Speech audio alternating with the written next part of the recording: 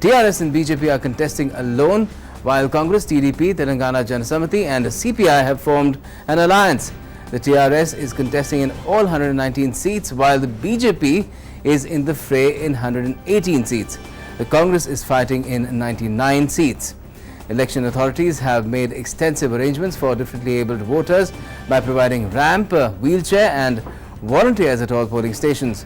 They are also providing transport from their home to the polling station and back.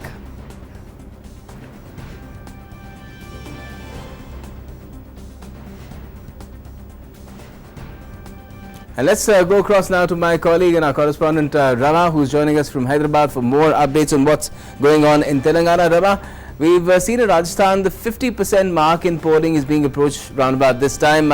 How's it so far in Telangana? There should be a lot of enthusiasm there as well. This is the first time that they have a government which is seeking re-election, and of course the opposition is trying to get it out of power.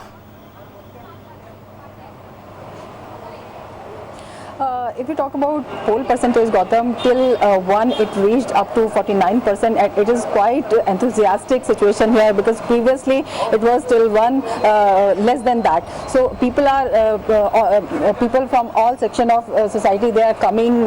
Youth is coming, women are coming, Divyangs are coming, senior citizens are coming, and they have come before time. So you see the enthu among them, and the main thing, they are aware of their right. They want a stable government, they want a strong government, and when I talk to some of voters, they clearly say that we want that kind of government who can take firm decision and can implement that, and for that we are coming. So you can see this enthusiasm can enhance the vote percentage this time. Right, but you're in Hyderabad where I was checking the figures earlier as well. The percentage is slightly lower compared to the rest of the state. So is the urban apathy at play? Although you've had even celebrities like Sania Mirza turning out and appealing to people to turn up and vote.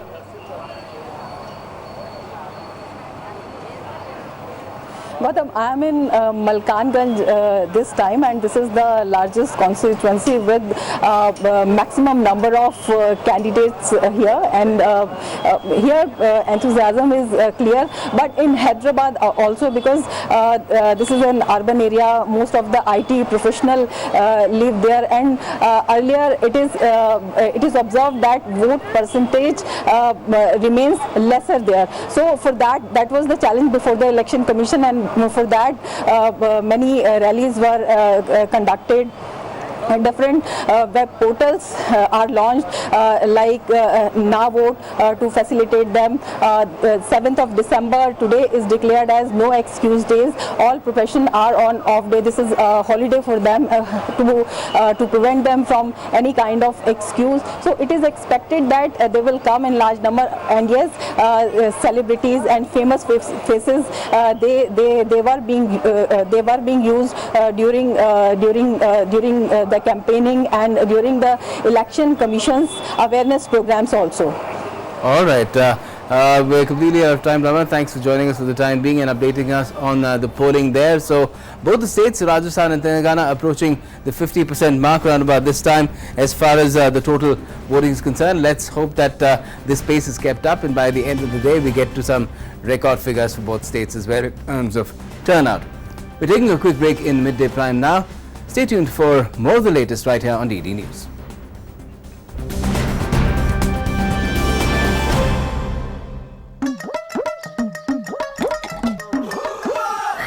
Rose 2.25 litre मलाई वाला दूध, 8 अंडे, 10 पराठे, फिर 2 घंटे दवा के कसरत। सेहत के मामले में कोई समझौता नहीं करते हमारे दैया जी। लो भाई, क्या बात है दैया जी। राम राम राम राम राम राम। सुबह सुबह दंड फेल ले हो। देखो क्या सेहत बना रखी है। सुनो, आपके खेतों की मिट्टी की सेहत का क्या है जी? मिट्टी की ताकत का क्या? वो कैसे पता चलेगी? देखो क्या लिखा है, सॉइल हेल्थ कार्ड। सरकार द्वारा दिए हुए सॉइल हेल्थ कार्ड से पता चलता है कि किस फसल में कौन सी खाद कितनी मात्रा में डालनी चाहिए। तो फिक्स्ड। Thank you. जानी बचा लिया था आपने। That's okay, sir. It's my job. काम कितना ही मुश्किल हो, संभाली लेती हैं। ये है नए भारत की नई बेटियां। बेटी बचाओ बेटी पढ़ाओ महिला एवं बाल विकास मंत्रालय द्वारा जनहित में जारी। इस घर में अंडे देने से हमें कोई नहीं रोक सकता। मैं रोक सकता हूँ। तुम्हें पता नहीं हमें एडीज मच्छर जो फैलाते हैं डेंगू और चिकनगुनिया। मास्टर जी ने स्कूल में डेंगू मच्छर से बचने की सारी जानकारी दी है। अच्छा बच्चों, हमें चैलेंज जगह तो जरूर मिलेगी। नहीं मिलेगी, नहीं मिलेगी। यहाँ तो पूरे इंतजाम है। डेंगू की रोकथाम के लिए कूलरों के पानी को हर हफ्ते बदलें। बाल्टी और टंकियों को अच्छी तरह से ढक कर रखें। पूरी आस्तीन के कपड़े पहनें। मच्छर भगाने वाली क्रीम, कॉइल और अगरबत्ती का इस्तेमाल करें। डेंगू से लड़े मतलब डेंगू से बचे। नमस्कार नमस्कार नमस्कार। क्या भैया? सेप्टिक टैंक शौचालय के लिए। सेप्टिक टैंक, ये जब भर जाएगा तो कचरा कहाँ फेंकोगे? फिर से लौटा यात्रा शुरू। सुनिए, 2 गड्ढों वाले शौचालय के बारे में सुना है? नहीं सुना? आइए समझाते हैं। देखिए, 2 गड्ढा बनाइए। पहले वाला जब मल से भर जाएगा ना तो ये चालू हो जाएगा और साल भर के अंदर इसके अंदर जो मल है ये खाद बन जाएगा। इसे खाली कर दीजिए। इसी तरह शौचालय जो है वो आजीवन चलता रहे। न बीमारी फैलेगी न बदबू। और पैसे? अरे वो सेप्टिक टैंक से कई गुना सस्ता। हाँ, क्या समझे? शौचालय 2 गड्ढों वाला ही बनवाना है और स्वच्छता को सदा अपनाना है।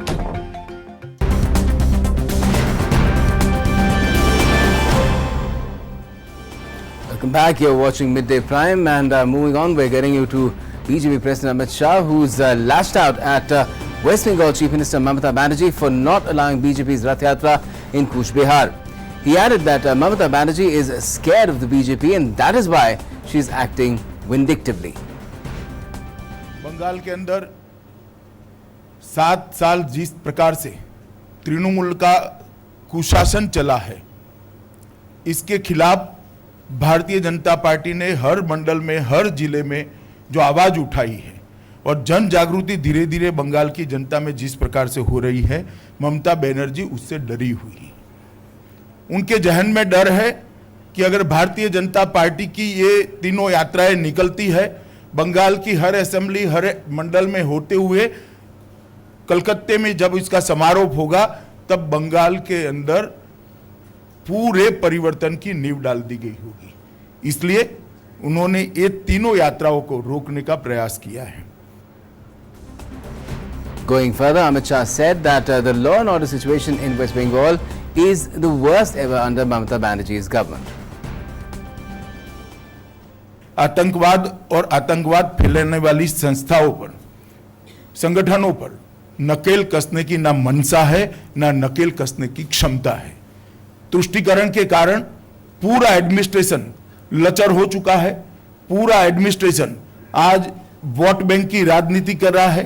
पार्टियों को तो वोट बैंक की राजनीति करते हमने कांग्रेस के जमाने से देखा है, मगर एडमिनिस्ट्रेशन जब वोट बैंक की राजनीति करे तो किस प्रकार के दुष्परिणाम आ सकते हैं, इसका उत्कृष्ट उदाहरण अगर ढूंढना है तो बंगाल में ढूंढना है। Turning to the courts now, and in a big blow to absconding industrialist Vijay Mallya, Supreme Court refused to stay proceedings before the Mumbai Special Court against him today. The Bombay High Court had recently dismissed Mallya's appeal. Mallya filed an appeal against the High Court's order on his plea challenging the Enforcement Directorate's move to declare him a fugitive economic offender.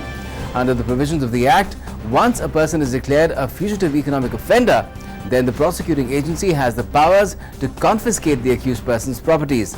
The ED moved the special court seeking to declare the London-based industrialist a fugitive economic offender under the Fugitive Economic Offender Act 2018. The special court had on the 30th of October rejected Mallya's application, following which the liquor baron approached the High Court.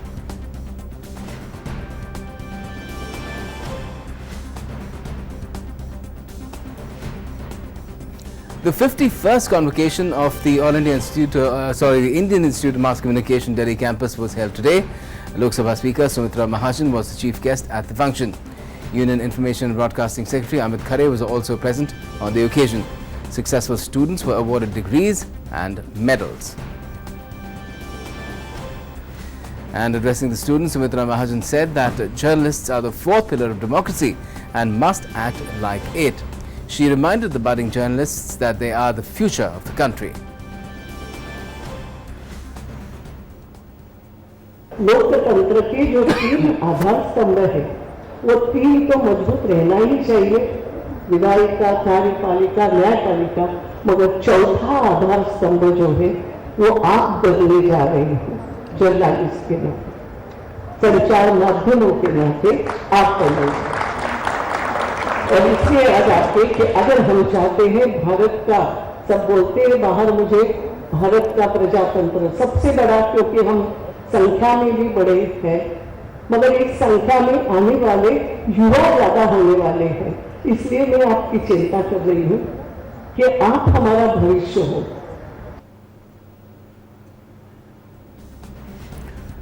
We're taking a quick break now and then we'll get you all the updates from the business and finance world. Stay tuned to Midday Prime.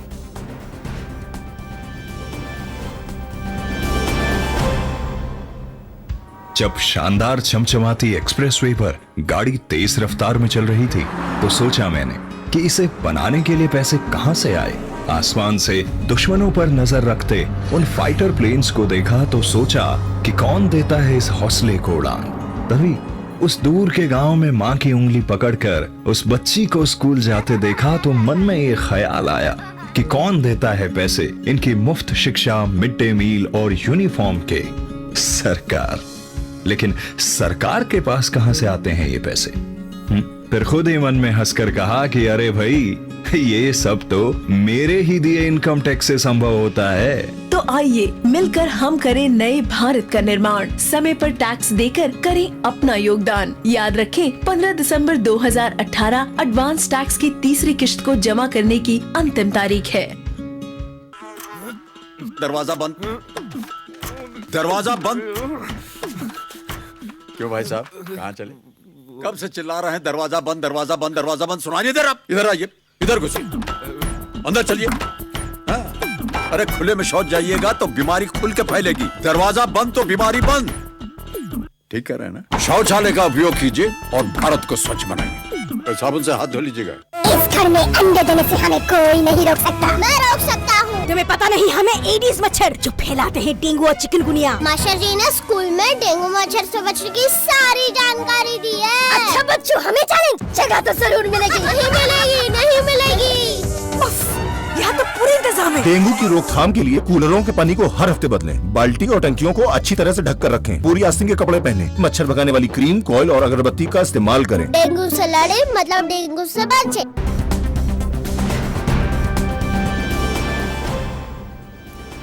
Welcome back here with Midday Prime, and it's time now to get you all the updates from the business and finance world.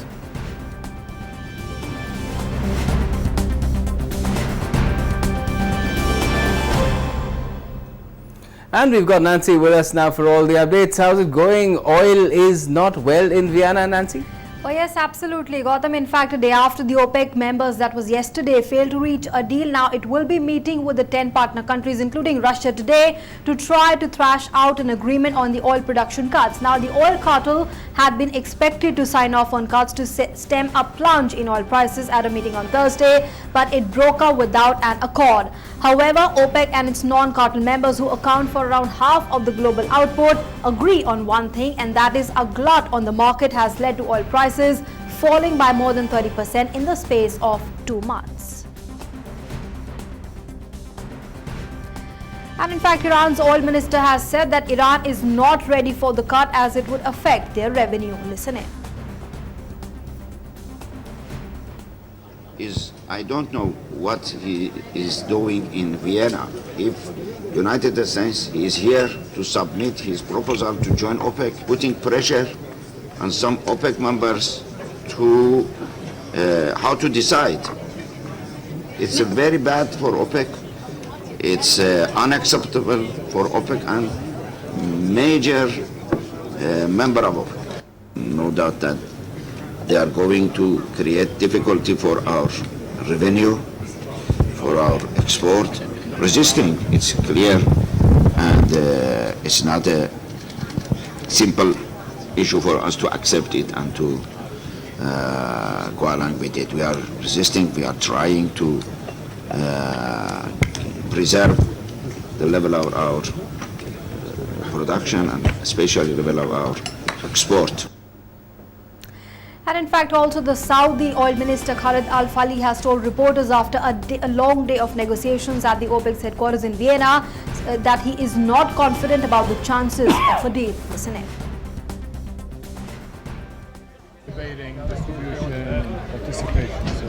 So you're confident you have an agreement set for tomorrow? No, I'm not confident. I'm not confident. Wow, that's a bit worried. And the oil cartel OPEC will in fact consider views of the world leaders. Saudi oil minister has said that Prime Minister Modi, who represents the voice of major consuming nations, now his views are being taken with utmost seriousness before taking a decision on the cutting output to support falling prices. While India is the world's third largest oil consuming nation, which is more than 80% dependent on imports to meet its energy needs, and led by Prime Minister, it has been very strongly making a case for oil producers, the cartel OPEC, to price crude at reasonable and responsible rates. Okay, let's now try and understand this in a better manner. Let's go across to our correspondent Mark Lynn, who's joining us with more inputs on that, on the OPEC meeting that is in fact taking place in Vienna. Mark, now, on day one, really no consensus has emerged as far as decision on the oil production cuts is concerned. And they're all hailing Prime Minister Modi's views as well at that forum. What can we really expect today? We understand that they're also going to be meeting today as well to try and reach an agreement. Well, we need to understand that there are views that are differing inside OPEC. The countries are not all together on the same page. And after the US put sanctions on Iran, Iran has been selling outside, despite those sanctions to so many countries. India is one of those consumers who is buying from Iran. So the point is, even if OPEC decides to cut production levels by maybe 1 million barrels a day, how are they going to enforce that amongst their members? Because other members are always looking to sell to, there are so many large consumers, so it's very difficult because the consumers also have, it's a question of demand and supply, and India being one of the large consumers, the third largest consumer, as you did mention, consuming between 4 and 5 million barrels a day of oil, it has a say in this matter. So the point is that, even if they decide to cut, OPEC decides to cut production, there are other avenues. For instance, Russia is producing, it's not an OPEC member. There are so many other sources through which, the oil prices will, because of their already significant glut, people may be wanting to sell it a little higher or a little lower. So the point is that even today, Brent has fallen to $58 a barrel. So this is all actually auguring pretty well for India.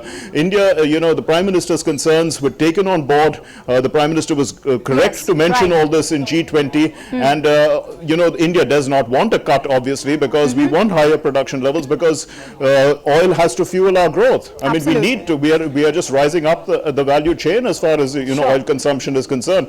We are third currently, but if you look at America consumes about 20 million barrels a day, and China consumes about 13 million barrels a day. We are far behind that at only 4 to 5 million barrels a day, and become third in the whole in the list. So there is plenty more for India in terms of our consumption needs, and naturally the Prime Minister is concerned, if oil cuts, if the oil production is going to be cut. So he made that point, and I think they've taken it on board. And I don't think there's going to be any oil cut because I don't think there's any consensus within OPEC on it. Right.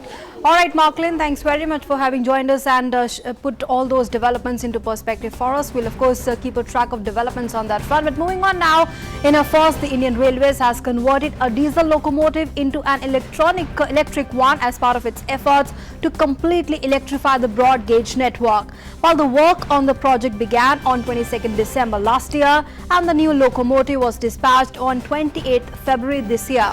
From concept to execution of the conversion of the diesel locomotive to electric was carried out in just 69 days. While the project is a step forward towards saving of the traction energy costs, which in turn will reduce railways fuel bill and also cut down the carbon emission, which is a global concern. All right, this is the major business news happening, taking place this afternoon. Gautam, as we speak, it's back to you for the rest of the news. Okay, thanks a lot, Nancy, for those updates. Okay, now we're moving on to, all the other stories that are, of course, coming across into our newsroom from around the globe.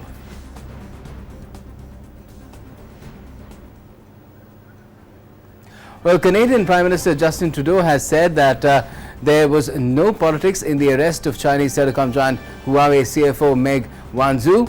Now, Wan Zhu, the daughter of Huawei founder, was detained at Vancouver airport on a US extradition request on the 1st of December. China has demanded her release, calling the arrest a human rights violation.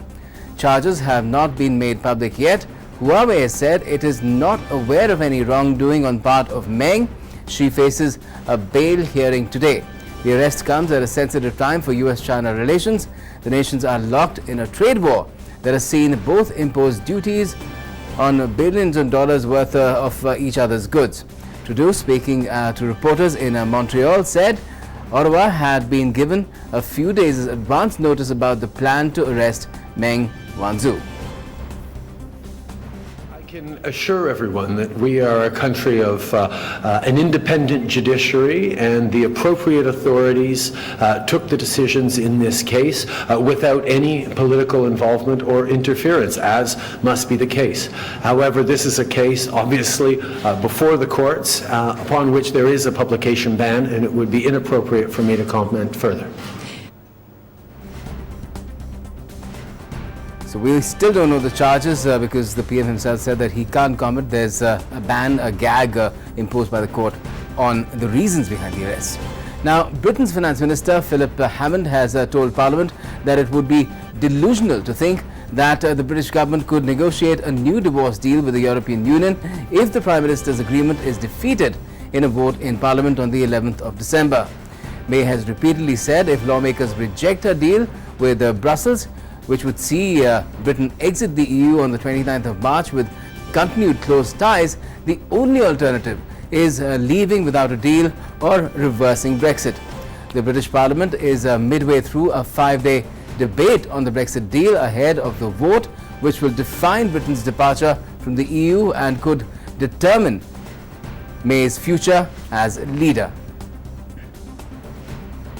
The idea that there is an option of renegotiating at the 11th hour is simply a delusion.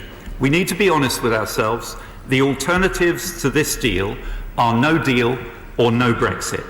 Either will leave us a fractured society and a divided nation.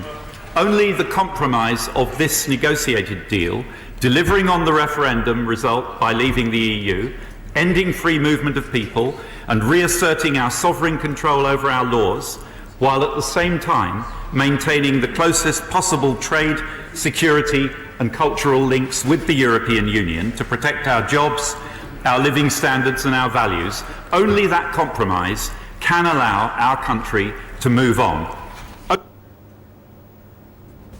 So tumultuous proceedings there in the British Parliament. We're taking a quick break now in Midday Prime, but all the latest still left in sports arenas to come up. Stay tuned.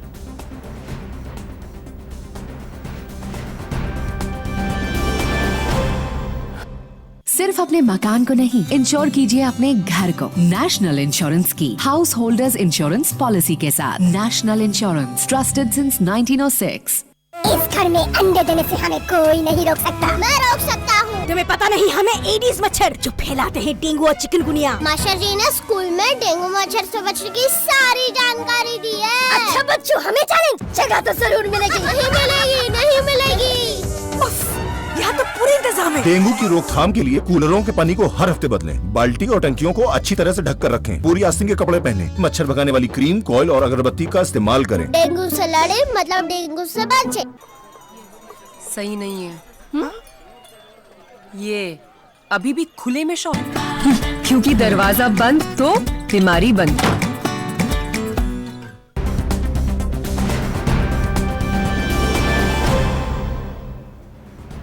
Welcome back. You're watching Midday Prime, and it's time now to turn to the world of sports.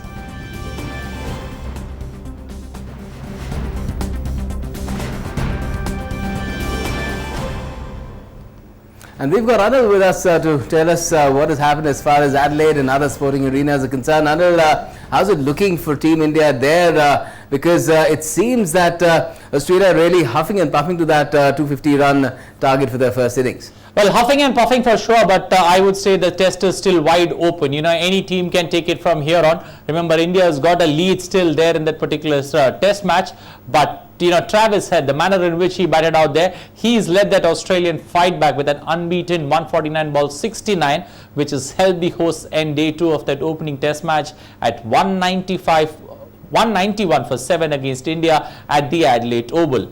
The second day's play belonged to Travis Head. He put up a gritty performance there to hold fort for Australia as the Indian bowlers grabbed every opportunity they got to take wickets as Australia lost their plot one after the other. After Josh Hazlewood ended India's innings on the very first ball of the day, India's Ishant Sharma struck early on to dismiss opener Aaron Finch for not in the first over of the Australian innings. The hosts tested the Indian bowlers with many partnerships throughout the day but failed to pose any major threat to the visitors. Travis Head, who scored his second test 50, scored the highest for Australia, with the next best batting being Peter Handscomb's 34. R. Ashwin was the pick of the bowlers for India, ending the day with 3 for 50. Ishant Sharma and Jasprit Bumrah chipped in with 2 wickets apiece. Mohammad Shami, on the other hand, was unlucky, returning without a wicket even as he created multiple chances. India still have a 59-run lead in that second day's play. While moving from cricket to hockey in India and in Bhubaneswar, where drama continues at the Kalinga Stadium as Pool B teams get ready to play their final round-robin matches. Australia will be scoring off with China in their final Pool B fixture.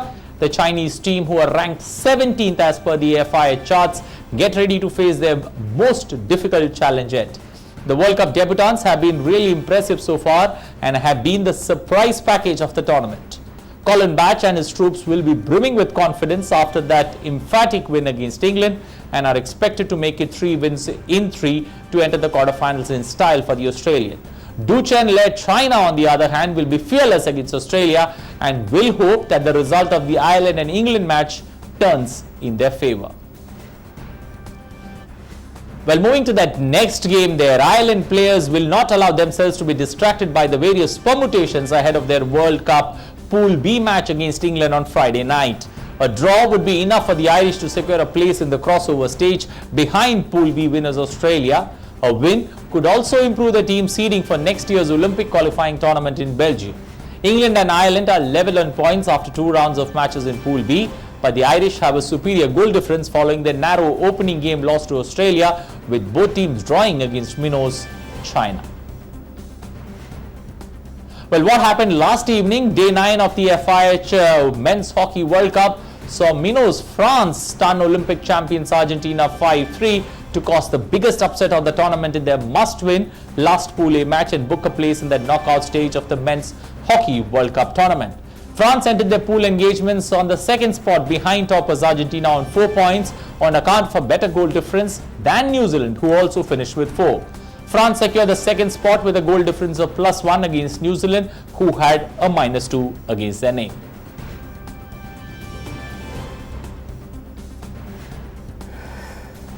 New Zealand, meanwhile, registered a 2-2 draw against Spain in that Pool A match of the Hockey World Cup in Bhubaneswar on Thursday evening. Spain's Albert Beltran and Alvaro Iglesias scored in the first half to put their team ahead, but New Zealand's Hayden Phillips and Kane Russell scored in the nick of time to help their team register a thrilling draw. Spain will have to pack their bags and leave early as they have been eliminated from the tournament, and that Spain will be the first team to be eliminated pretty early in the tournament. As per the format of the tournament, the top 4 teams from 4 pools will directly qualify for the quarterfinals, while the second and third place sides will play crossover matches against teams of other pools for the remaining 4 last 8 berths. Well, that's all we have in this sports chunk. Back to you, Gautam, for more. Thanks, Anand. But before you go, I'm more interested in what happens tomorrow. It's our match coming up, right? We've got an easy outing that India should pull it off, and India should try and finish second place in our group. Okay, thanks a lot for joining us, Thank you. Anand. And then now we're turning to well, the softer side of news, which is Life Prime.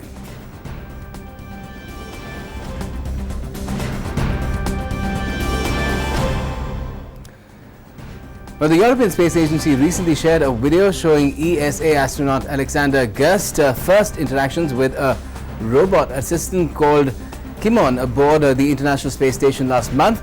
The video shows Gerst and Kimon talking to each other, the robot recording a video stream using its camera upon command and playing Gerst's favorite song. According to ESA, the robot, which uses artificial intelligence software, was created to test interactions between humans and machines in space. Let's listen into this interesting interaction. If you want to. Simon, play my favorite song. Yay, I like your favorite hits too.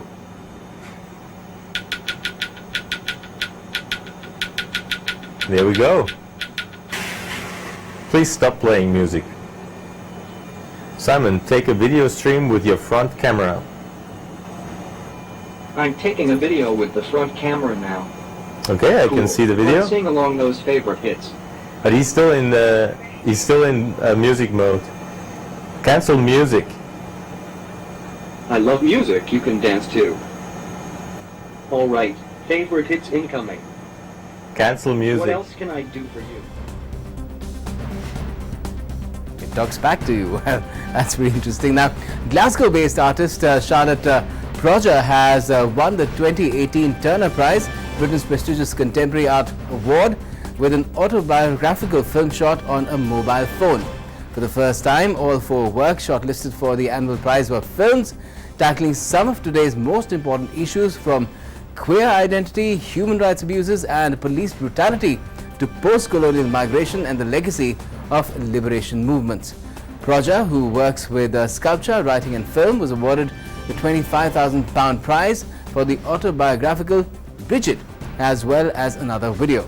Filmed over 1 year, it uses narration from Proger's diary as well as a book extracts looking at history and identity.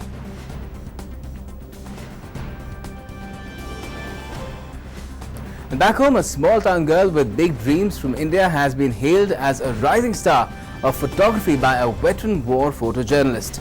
Best known for his war photography and images of a working-class life, British photographer Sir Don McCullen tipped Ranita Roy, a Kolkata girl, for the top after seeing her winning photograph at an international photography exhibition in the UAE. With a photo featuring her brother, 24-year-old Roy won a scholarship to train with the top travel photographer Timothy Allen. Now she dreams of being a world-famous photographer. 4 years ago, Roy from Andul, a small agricultural town near Kolkata, could not afford to buy a camera. She borrowed a high-quality camera from her cousin to overcome depression and now describes photography as her meditation.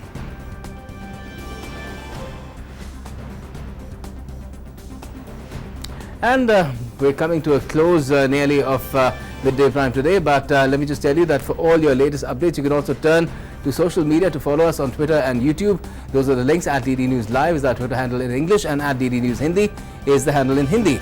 And DD News Official is our YouTube channel. And we'll keep tracking all the developing stories right here for you as well. What is happening in the country. Of course, the topmost concern is what kind of a turnout do we see as far as Rajasthan and Telangana go, and that big meeting of the OPEC that is still taking place in Vienna without any sort of a breakthrough, any agreement on the oil cut. Well, we'll be tracking that as well throughout the day. Thanks for watching for the moment.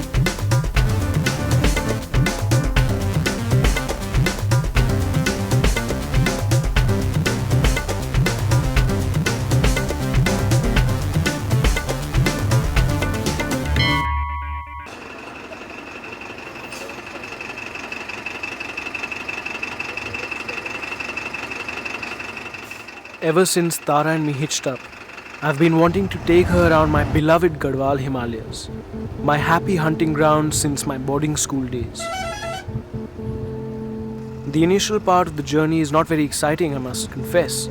An interminable succession of hills and bends as we journey from Rishikesh up the Alaknanda in a cramped minibus.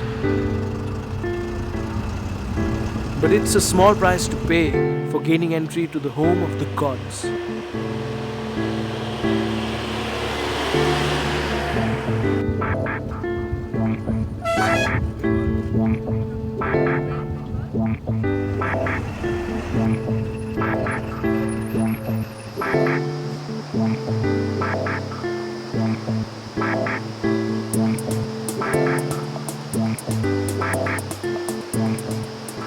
Wow, I really need to stretch my legs. Can you believe it? What? We're finally on the centuries-old pilgrim route to Badrinath. Though hundreds of years back there were no motorable roads, so everyone had to walk. Or people, the wealthier people, rode. In any case, it would take them months to get to their final destination. It must be really dangerous. Oh yeah, everyone said their final goodbyes because they didn't know when they were going to come back. And there were all kinds of things that they dealt with. Landslides, man-eating leopards. Man-eating leopards? Yeah. In fact, our next stop, Rudraprayag, this leopard ate up 800 people, mostly pilgrims. Oh my God, what happened to him finally? Jim Corbett came and shot him down. And this is very well described in his book, The Man-Eater of Rudraprayag.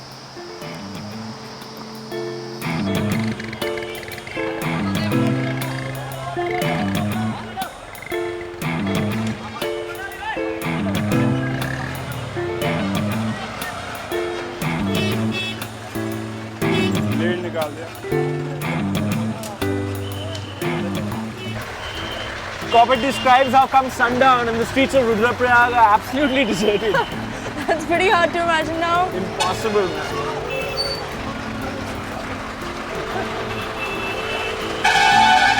Oh my God!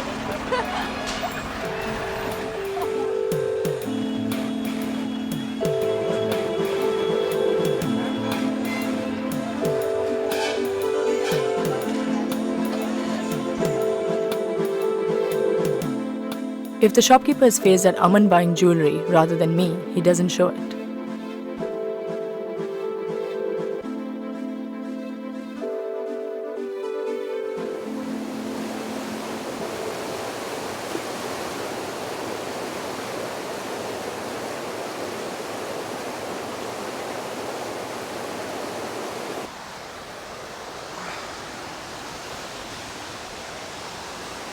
This is where the Mandakini meets up with the Alaknanda, coming all the way from Kedarnath. What a perfect spot. Oh yeah, Rudraprayag. Though this place has a real special meaning for me and a special magic as a musician. Why as a musician?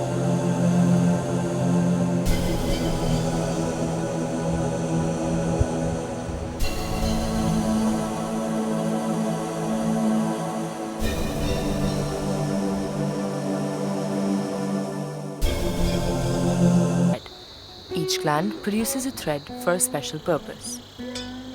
Though a web seems like the ultimate method of snaring prey, the spider expends quite a lot of energy to construct it, not least in the form of proteins required to create the silk for the web. High up on the Chopta Ridge, we witness a spectacular mountain panorama. Fresh snows clothe the flanks of the range, and as the eye travels over the ridges and lesser peaks, it is inexorably drawn upwards.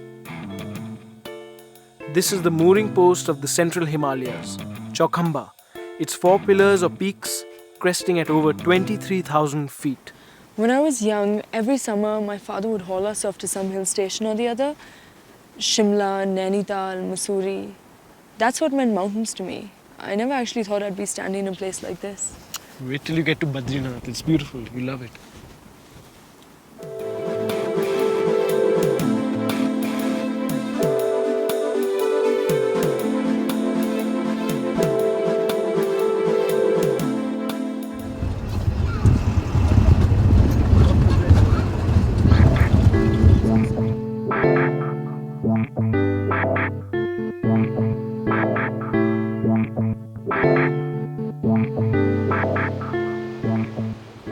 Beyond Joshimath, The gorge narrows and the gradient of the pilgrims have thus toiled up to Badrinath. This would have been a rough track for 1250 of those years. If they are wary, they don't really show it, maintaining a fairly steady pace.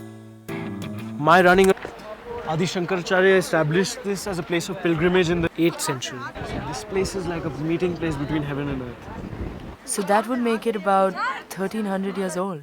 Well, the Raja of Tehri built the temple in the 15th century. Nice. It gives only one sound or the different sounds?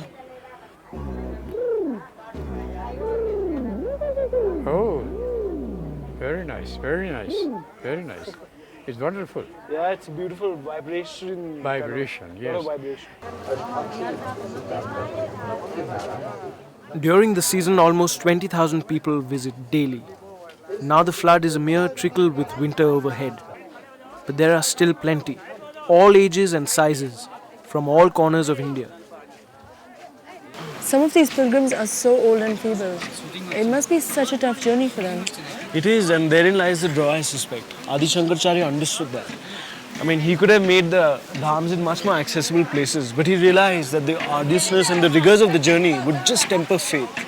And his ultimate aim was to revive the Hindu Dharma. Okay. Look at them little old ladies.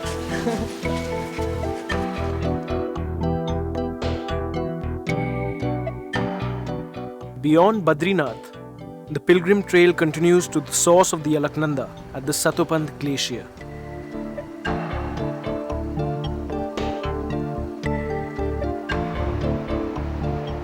Following the Alaknanda, the trail takes the pilgrim through the last village before the Tibetan border, Mana. In a couple of days, this whole village is going to be deserted. Where are all these people going? They're going lower down, they're migrating to warmer areas. Okay, but what's the point of building a village in a place like this anyway then? Actually, this place was a major highway. It connected the trade route to Tibet. So the people of Mana, they're Bhotiyas, or Indo-Tibetan tribesmen. And they thrived. They were adept traders. They thrived on cross-border trade. Once the Chinese came in, the borders were closed and Mana just lost its reason to exist. And today, they live a very marginal existence. They work as porters in Badrinath. That's really sad. It is. Tables have turned, no?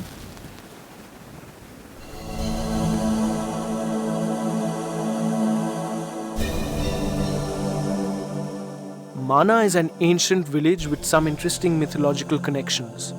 It is said to be the site where the Mahabharata was written by Vyas Maharishi, ably assisted by Ganesh Ji.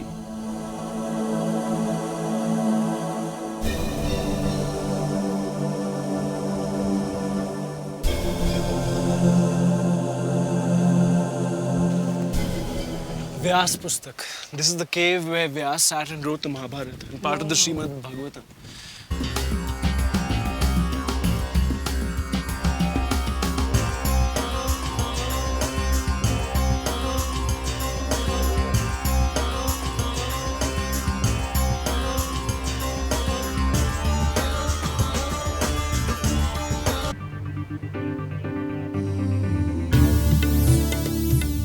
It's quite a spot. In the maelstrom below, we can make out faces. Demons, a Pandit tells us, caged there by the Pandavas themselves. I love these stories. They add so much to the experience.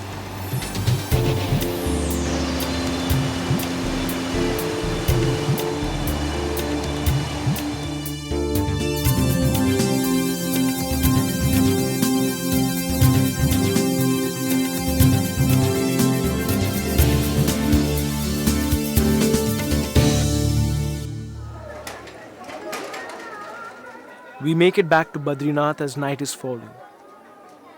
Manav Kalyan, the main avenue, is transformed into a bazaar. A gaily lit spiritual supermarket with something for every requirement.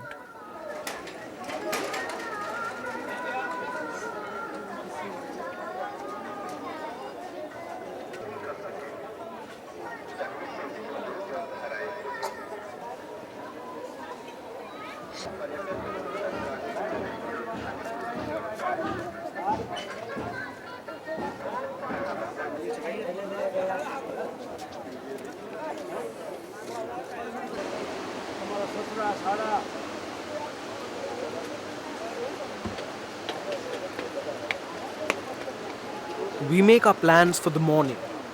We want to be in a position in the pre-dawn darkness above Badrinath. I've promised Tara a surprise.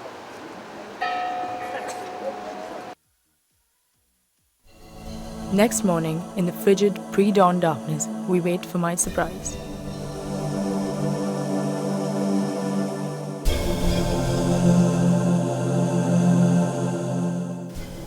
I've seen scenes like this in pictures. I just always thought it owed more to the photographer's art than to reality. Well, that's real enough. That's Neelkant.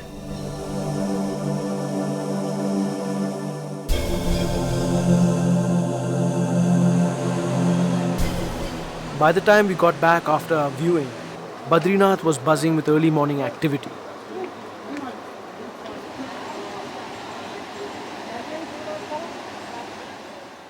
Most of the action was around the sulfur baths as people lined up for a dip.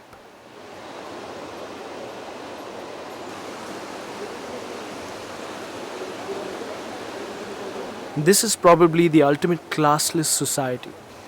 The well-off merchant from Gujarat, the sadhu, the grandfather from Bengal, all happily toasting themselves on a frigid October morning.